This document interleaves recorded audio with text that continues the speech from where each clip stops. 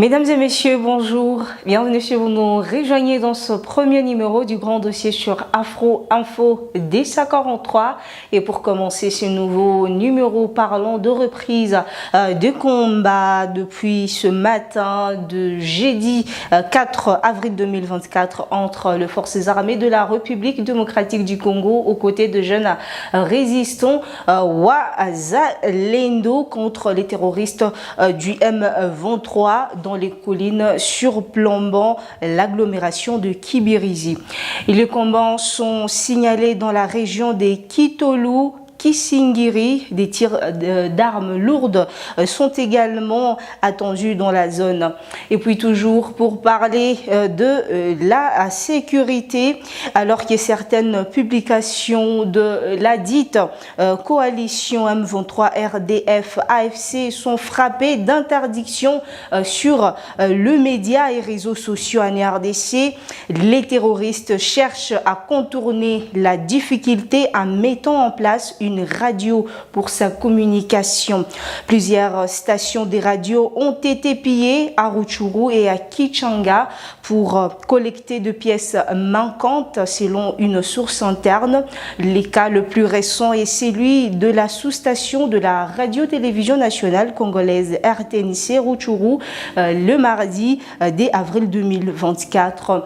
De sources locales confirment l'installation en cours de la nouvelle radio qui portera les noms de AFC sous dernier changement.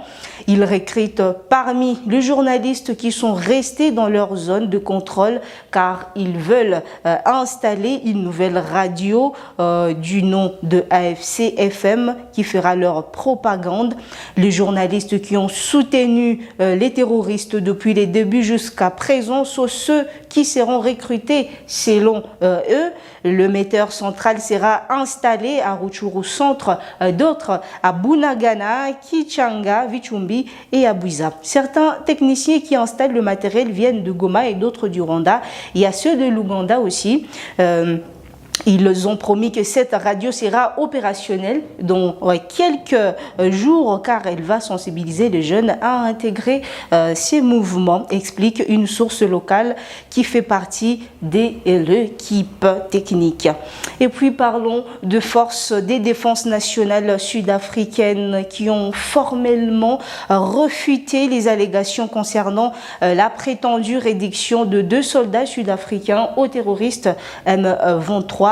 Comme l'ont rapporté certains médias, les forces de défense nationales sud-africaines déclarent avec force que tous leurs membres déployés en RDC dans les cadres de la mission de la SADC ont été dûment recensés et sont en sécurité.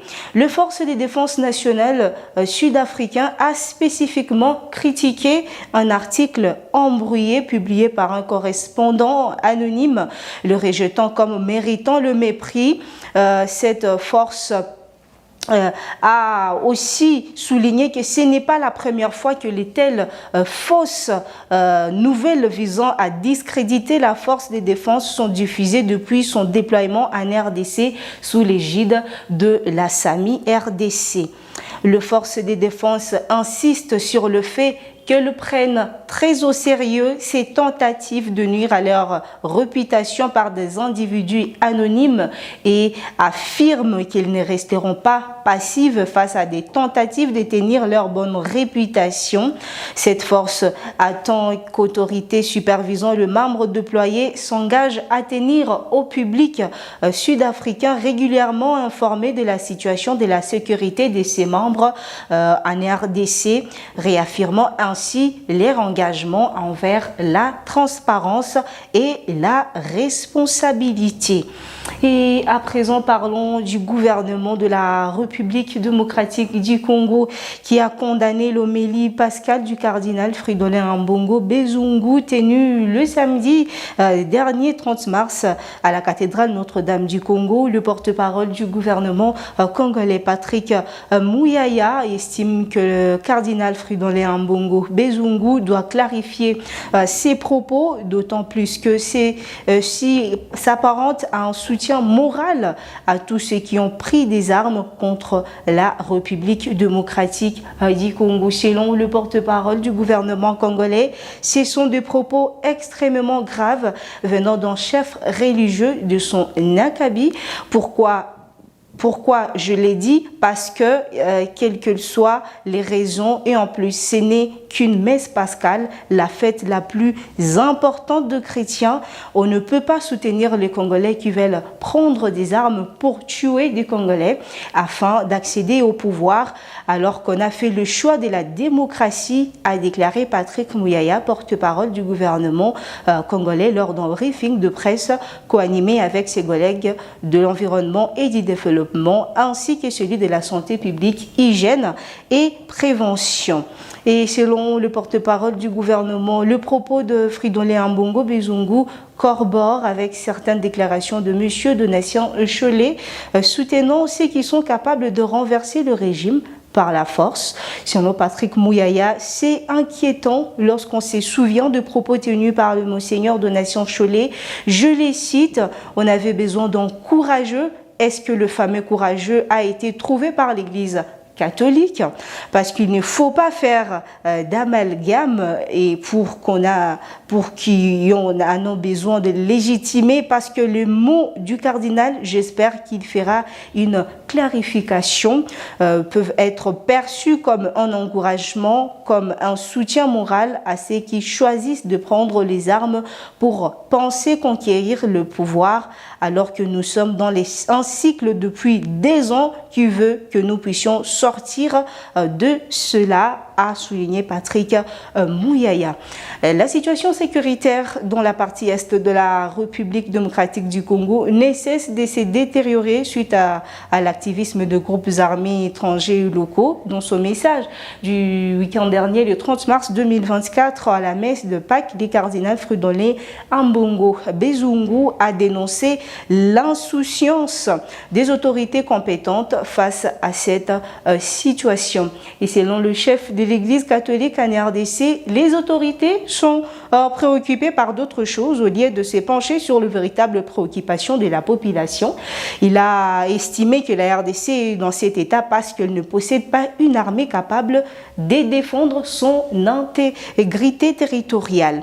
Dans ses propos, le cardinal Fridolin Ambongo a semblé apporter un soutien à ceux qui accusent les autorités congolaises déposer des actes susceptibles de pousser à la rébellion au lieu de former un front commun pour faire face à l'ennemi. Cette déclaration semble justifier les adhésions au camp de ceux qui ont pris les armes à travers l'alliance Fleuve Congo AFC contre la République démocratique du Congo.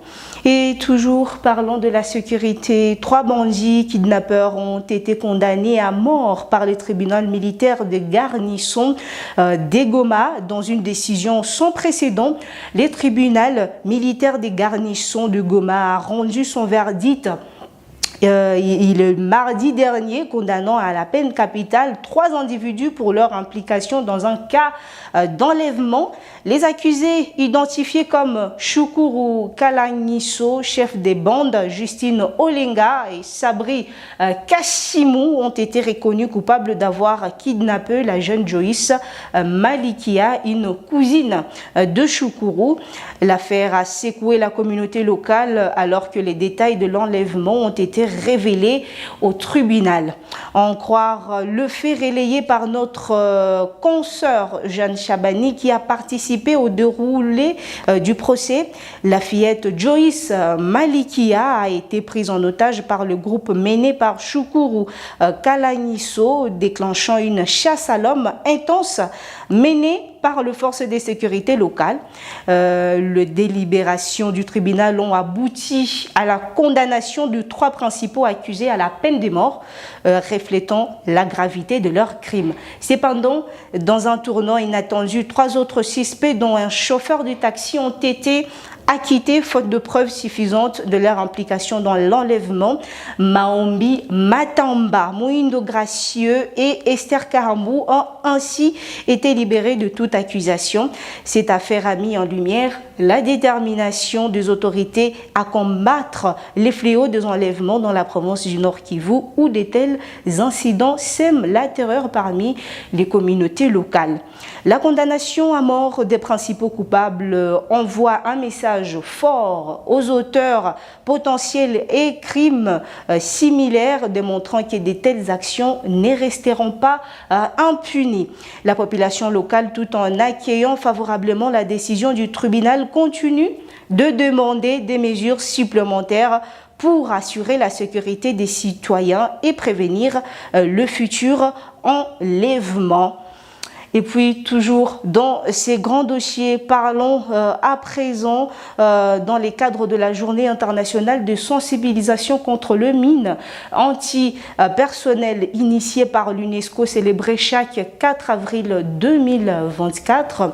La synergie de lutte anti-mine a présenté hier, mercredi 3 avril 2024, un bilan alarmant pour la ville de Goma dans la province du Nord Kivu en République démocratique du Congo.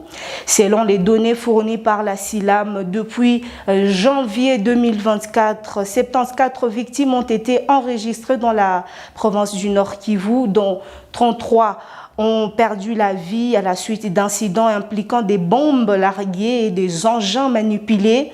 De plus, la SILAM a identifié 19 zones dangereuses où la présence de mines antipersonnelles représentait un risque pour la population locale. Et toujours dans cette communication plutôt, depuis janvier 2024, nous avons enregistré un nombre équintant d'incidents impliquant des mines antipersonnelles à Goma. Ces incidents ont entraîné des victimes et des décès tragiques, a déclaré M. Ngavo Kamnala lors de la présentation du rapport de la SILAM. Et il a aussi poursuivi en disant que les chiffres précis indiquent le nombre des victimes et des décès dans la ville de Goma. Ils n'ont pas été fournis dans les communiqués de presse de la SILAM. Cependant, il est clair que la présence de mines antipersonnelles et d'autres engins explosifs improvisés constitue une menace sérieuse pour la population civile des Goma. Et c'est par ici que nous mettons un terme à ces numéros du grand dossier. Vous aurez plus de détails en ce qui concerne la situation sécuritaire, l'évolution de tout ce qui se passe sur les lignes de front avec notre confrère Johnson Makaza dans notre deuxième numéro.